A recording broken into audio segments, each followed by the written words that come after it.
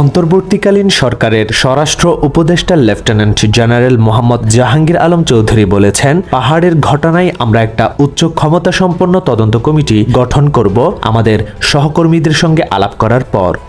মিরসরাইয়ে যাত্রীবাহী বাসের সঙ্গে কাভার্ড ভ্যানের সংঘর্ষে সালাউদ্দিন নামে একজনের মৃত্যু হয়েছে।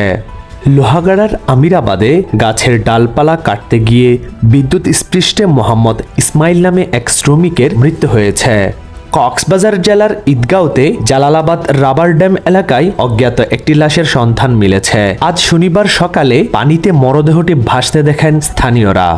নগরীর চাঁদগাঁও এলাকায় সংঘর্ষে একজন নিহতের ঘটনার পর চট্টগ্রাম মহানগর যুবদলের কমিটি বিলুপ্ত ঘোষণা করা হয়েছে। পাশাপাশি দুই নেতাকে সংগঠন থেকে বহিষ্কার করা হয়েছে। লোহাগাড়ার বড় হাতিয়ায় গোসল করতে গিয়ে পুকুরের পানিতে ডুবে মঞ্জুর আলম নামে এক যুবকের মৃত্যু হয়েছে।